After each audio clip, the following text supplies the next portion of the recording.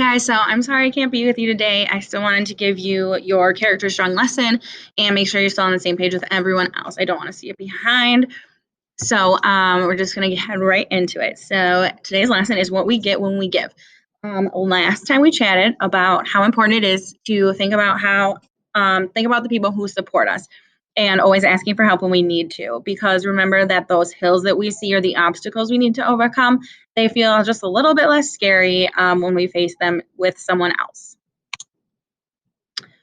So even when we don't feel like we can find support, good news is that when we give somebody else our support, it's actually even better for our mental and physical health than getting support from someone else. So when you're the person giving the support or helping someone out, it benefits us even more.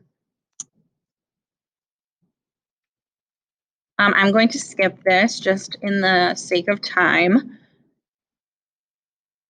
All right, so what we get when we give. There are some things that science and psychologists have learned about giving support, and we're going to go through, I think there's 5 of them. So it makes us happier when we give to someone. A Harvard Business School study found that giving money to someone else made people feel more happy than spending it on themselves. So people in this study even thought and said that ahead of time, they thought that when they spent their money on themselves, they would feel better and be happier. But they were actually proven wrong. And I know that this is one of the 5 love languages, and I know I really like to give gifts. I don't necessarily just give people money, but when I give somebody a gift, I just really enjoy it. I like how happy they get. It makes me feel good. And it's just a really great way to give yourself a little boost and make yourself feel good. It also makes us healthier individuals. A study at the University of California, Berkeley found out that elderly people who volunteered for 2 or more organizations, so maybe at an animal shelter, a hospital, a homeless shelter, anything like that, a food pantry. So people who volunteered were 44% less likely to die over a 5-year time period than those who didn't volunteer at all. And another study between Johns Hopkins and the University of Tennessee also found that people who gave social support to others, so they just kind of were there for another person, supported someone on social media, was someone that they could talk to, they had lower blood pressure than other people that didn't volunteer or didn't give social support. And overall, they have less stress because they have lower blood pressure, which leads to a healthier life.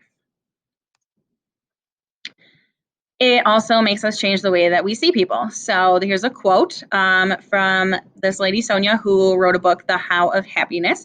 And she says, being kind and generous leads you to perceive others more positively and more charitably.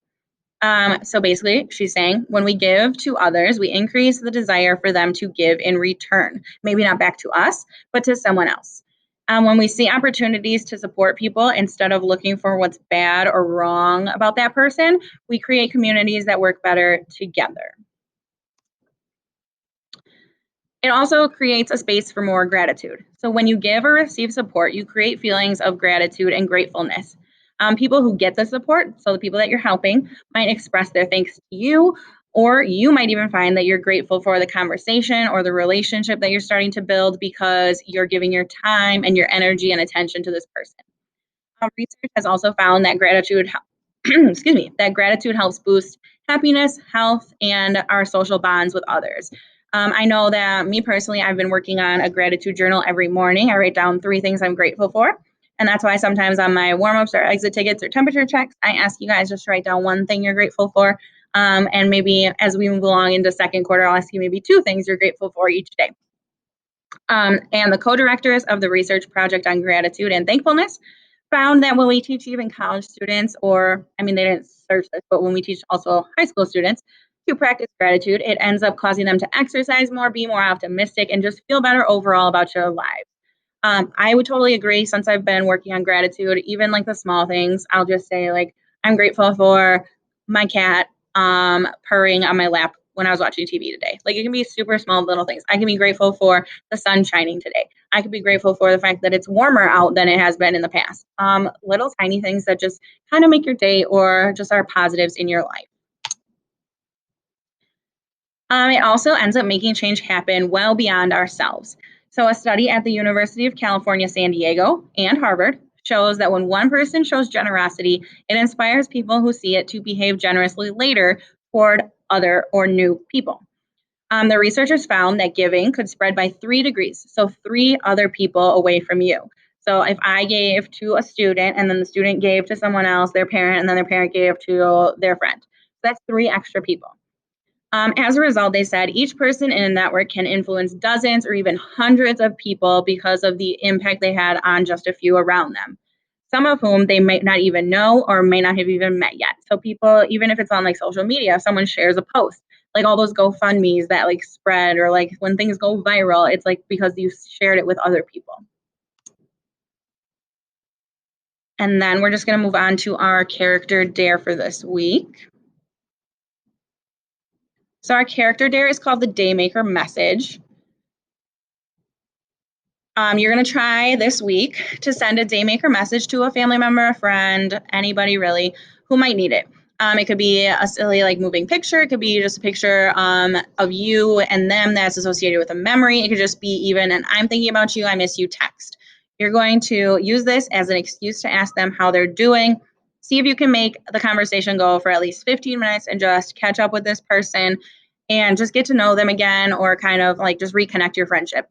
You're going to try and listen and ask meaningful questions. So don't just say like, hey, what's up? What are you doing? No, you're going to try and be like, how are you feeling? How's virtual learning going? Maybe how's school going? Have you made any new friends? Like ask deeper questions than sup. Maybe you can ask, what can you control right now? How are you feeling? What are you remaining hopeful about? Maybe that we're going to come back to school in person eventually. And at the end of the conversation, if you want to take it to that next step, you're just going to see if you can brainstorm one person, maybe that you both know, who could benefit from another Daymaker message. So then you're even taking it to the next degree of people that you're impacting. And then our characteristic for this week is the kindness, or being kind. So our quote is about being kind. So this is kind of like a tongue twister, and I'll explain what I think it means, and then you guys have to do it, obviously, in your exit ticket. So the kind of kind that the world needs is the kind that challenges us the most. To me, this means that the kindness that the world is in need of right now is the kindness that challenges us the most. So something that takes us out of our comfort zone. Most growth happens outside of our comfort zones. And that is it's challenging. It's scary to get out of our comfort zones. But at the end of the day, it's what everybody needs. We need to be nice to each other and just kind of taking that extra step for each other. So to me, that's what that means. And then you guys just have your lesson for the day. So I hope everybody has a good day, a good week, a good weekend, and I'll be back tomorrow, I think.